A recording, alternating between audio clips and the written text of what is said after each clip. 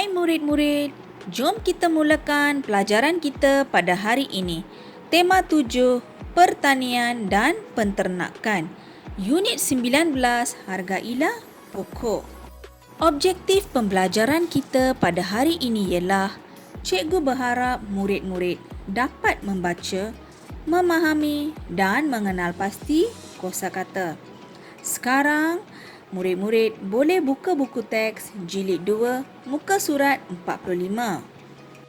Mari kita baca bersama-sama petikan ini.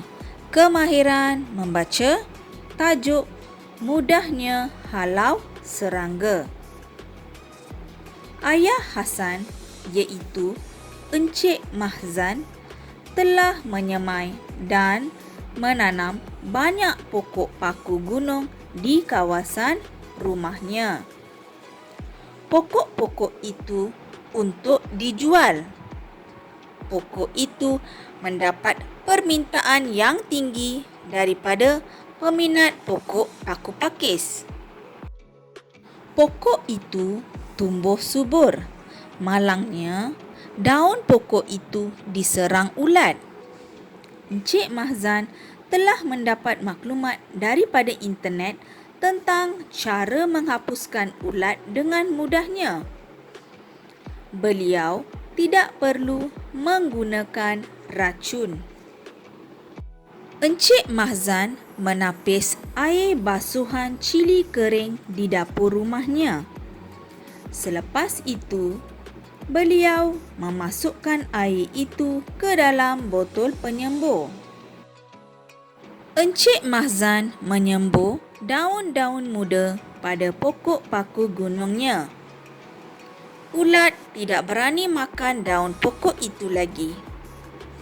Pokok itu subur dan menghijau kembali. Banyak orang membeli pokok paku gunung Encik Mahzan. Baiklah murid-murid, di dalam petikan ini terdapat 9 kosakata yang diwarnakan dengan warna merah. Jadi murid-murid perlulah mencari maksud bagi kosakata tersebut. Mari kita senaraikan kosakata dan cari maksudnya bersama-sama. Kosakata yang pertama, tumbuh, maksudnya ialah hidup. Telah diberikan jawapan dalam buku teks. Kosakata yang kedua, permintaan, maksudnya permohonan. Yang ketiga, diserang, maksudnya dirosakkan. Yang keempat, internet, maksudnya rangkaian komputer antarabangsa. Kosakata yang kelima, racun. Apa maksudnya murid-murid? Ya, racun ialah bahan berbisa yang dapat mematikan sesuatu. Yang keenam, basuhan, maksudnya apa-apa yang dicuci.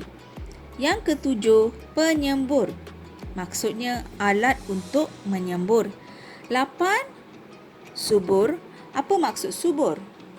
Ya, sihat, pandai ya murid-murid. Yang kesembilan, menghijau, maksudnya nampak berwarna hijau.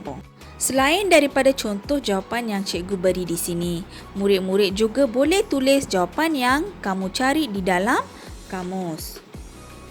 Baiklah murid-murid, sekarang cikgu hendak kamu buat latihan di dalam buku aktiviti jilid 2, muka surat 47. Mari kita baca dan buat latihan ini bersama-sama.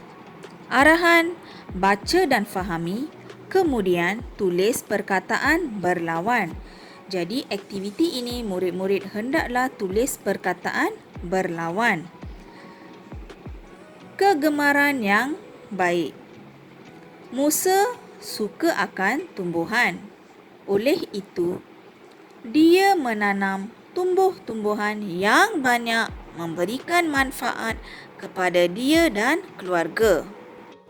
Di hadapan rumahnya ada pelbagai pokok bunga seperti melati dan kemboja. Bau bunga itu sangat harum dan menenangkan jiwa. Pokok-pokok bunga itu ditanam di dalam pasu. Selain itu, Musa menanam pokok yang boleh digunakan dalam masakan. Dia menanam pokok limau purut. Daun limau purut itu boleh digunakan dalam masakan. pokok itu ditanam di sekeliling pagar rumahnya. Dia telah membonsaikan pokok itu. Musa sangat gembira kerana kawasan rumahnya mempunyai pelbagai jenis pokok yang berfaedah. Baiklah murid-murid, kamu hendaklah melengkapkan peta titi ini dengan perkataan berlawan berdasarkan kosakata yang telah diberikan. Perkataan berlawan bagi menanam ialah mencabut.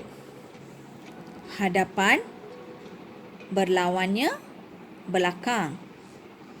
Kata berlawan harum ialah busuk. Kata berlawan bagi gembira ialah sedih. Baiklah murid-murid, hari ini kita telah belajar mencari maksud bagi kosakata di dalam buku teks dan perkataan berlawan di dalam buku aktiviti. Selamat menjawab, selamat belajar. Terima kasih semua.